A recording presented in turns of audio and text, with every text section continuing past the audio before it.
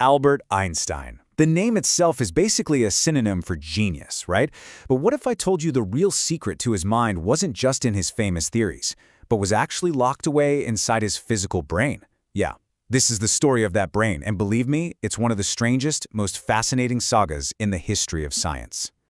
So, picture this. It's April 17th, 1955. Einstein's in the hospital for a serious aortic aneurysm. The doctors, of course, they want to operate, they want to save him, but he just refuses.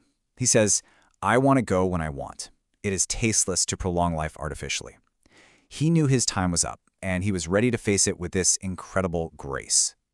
Just 7 hours later, he was gone.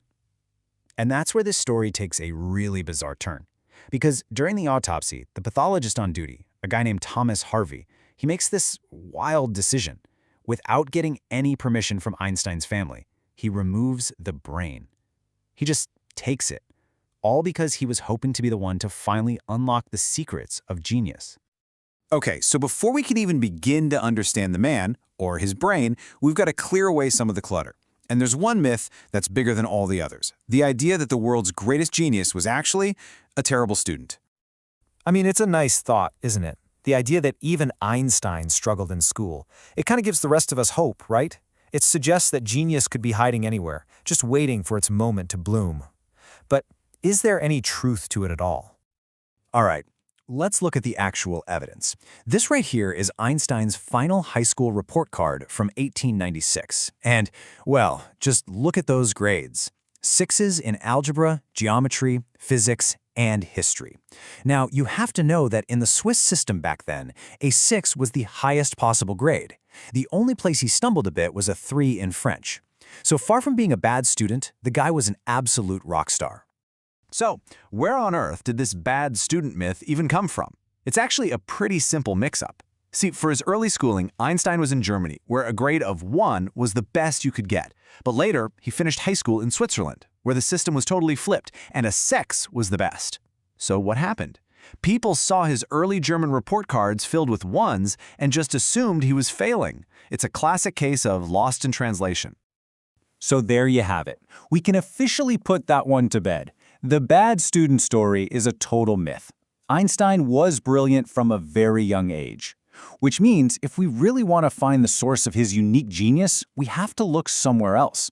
We have to look at the physical evidence, the actual brain that Thomas Harvey stole and kept hidden for decades. All right, with that myth out of the way, let's turn to the main event, the brain itself. And the journey this brain went on after it was removed is almost as weird as the story of the man himself. I mean, we're talking about a 40-year odyssey before scientists could even get a proper look at it. So, after Harvey takes the brain, he pretty quickly loses his job over it. I mean, huge ethical breach. And for the next 30 years, he just drives around the country with pieces of Einstein's brain floating in 2 big jars in the trunk of his car.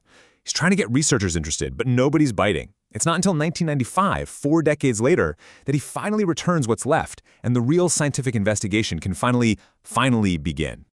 And the very first thing they found was a total surprise.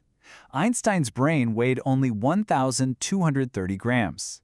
Now, to put that in perspective, the average male brain is about 1,400 grams, so his brain was actually smaller than average. Right away, that told scientists that whatever made him a genius, it definitely wasn't about size. It had to be something more complex, something in the details. And when they started looking at those details, oh boy, things got interesting. Researchers looking at old photos of the brain's surface noticed something really unusual. In his frontal lobe, that's the part for planning and concentration, Einstein had an extra fold or gyrus. It was a pattern they just didn't see in any of the other brains they compared it to. Okay, so an extra fold in the brain. What does that even mean? How could a simple little wrinkle in his brain tissue possibly lead to theories that would completely reshape our understanding of the entire universe?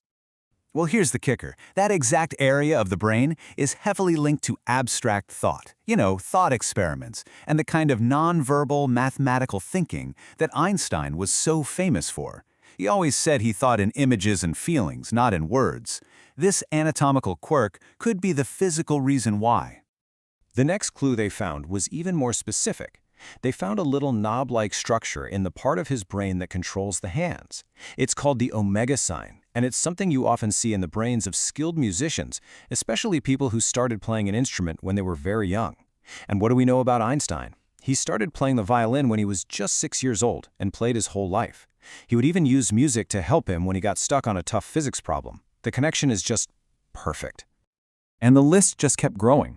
His parietal lobe, which is crucial for math and symbolic thought, was a full 15% wider than average. Think about that. The corpus callosum, which is like the superhighway connecting the brain's two hemispheres, was thicker, suggesting that information could zip back and forth much faster. And here's another interesting bit. He actually had fewer neurons in a language area, which lines up perfectly with the stories that he was a very late talker as a child. Okay, so we've got a brain with all these weird and unique features. We've busted the myths, so what's the verdict? What does it all add up to? What really is the formula for genius? When you look at all the evidence, it really points to that classic answer. It was a mix of both nature and nurture. Yeah, it looks like he was born with a brain that was structurally different, which probably gave him a huge head start in certain ways of thinking. But that brain, that was just potential. You gotta remember, that unique hardware would have been totally useless without the right software running on it. It was his relentless curiosity, his stubborn persistence when he hit a wall, and his incredible work ethic that turned that raw potential into the theory of relativity. He didn't just have a gift, he worked like crazy to master it. And this, right here, brings us to maybe the most important takeaway from this whole wild story. It's a concept called neuroplasticity. And what it means, really, is that our brains are not fixed things. They're not static. They're constantly changing, rewiring themselves based on everything we do, everything we think, and everything we learn.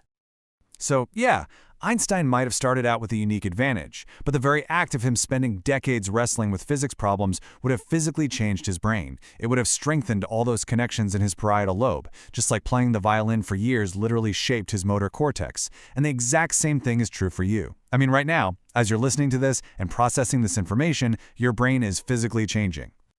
So, the ultimate secret of Einstein's brain. It isn't just about how he was born. It's about what he did with it. It's proof that learning isn't just some abstract idea. It's a physical act of building.